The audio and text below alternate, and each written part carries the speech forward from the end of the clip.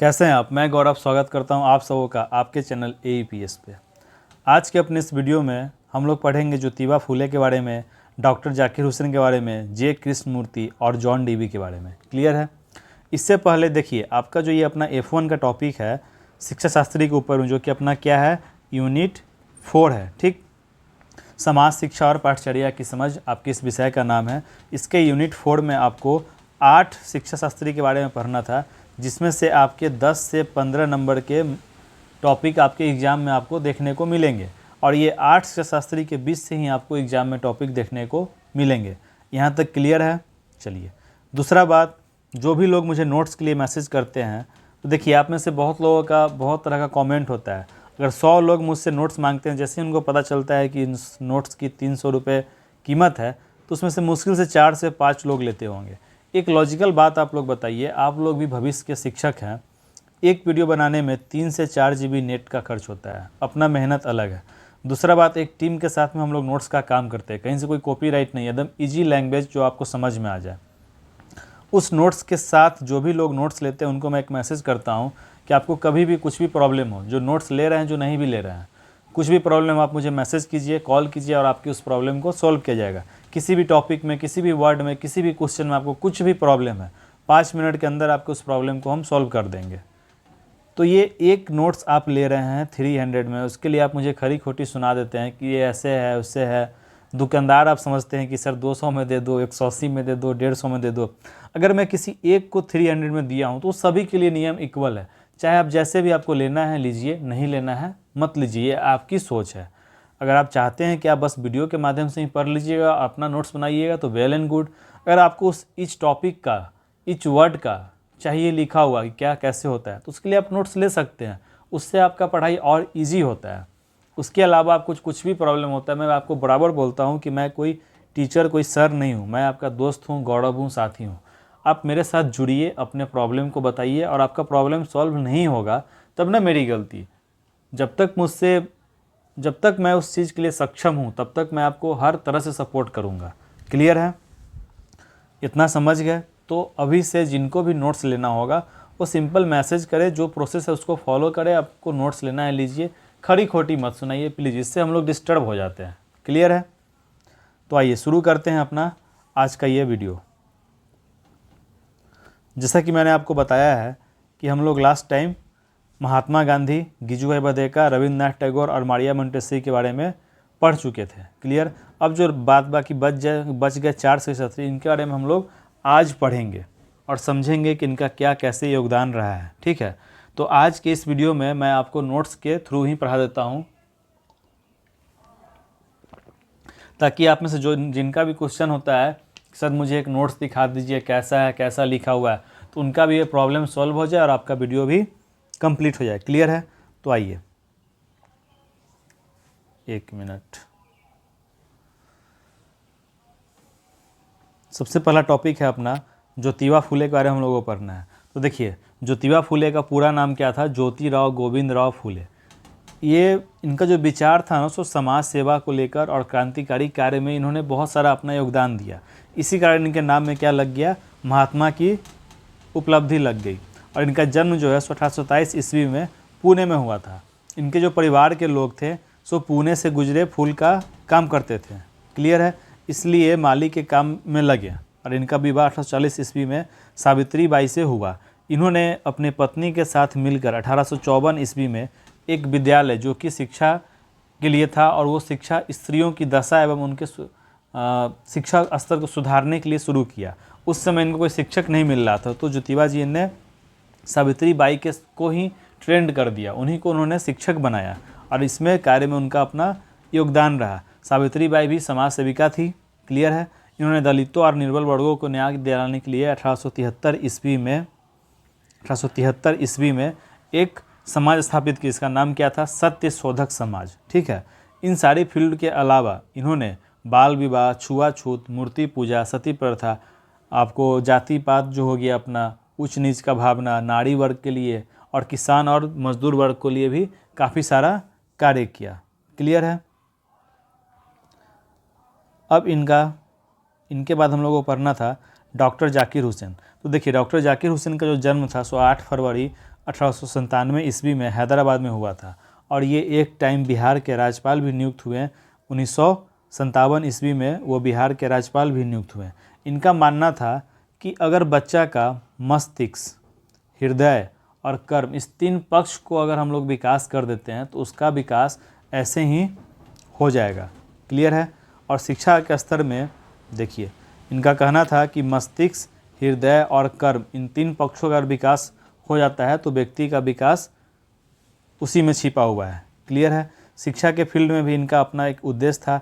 ये कहते थे कि बच्चों को बाह्य जगत से अवगत कराना चाहिए, बाहरी वातावरण से अवगत कराना चाहिए, उनको पूर्णता प्रदान करना चाहिए, परिवर्तनशील समाज के अनुरूप बालकों को भी ढलने का प्रयत्न करना चाहिए। जैसा समाज रहेगा, जैसा परिवेश रहेगा, उससे ही बच्चों को अपने आप को ढालना चाहिए।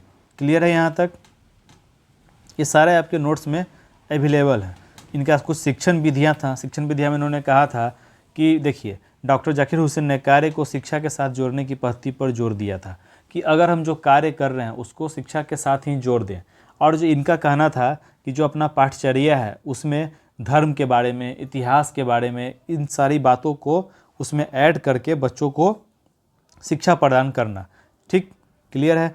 क्रिया विधि, प्रयोग विधि, प्रोजेक्ट विधि एवं खेल विधि के माध्यम से बच्चों को शिक्षा प्रदान करना। यहाँ तक क्लियर। आपके नोट्स में हर एक टॉपिक को डिस्क्राइब किया गया है।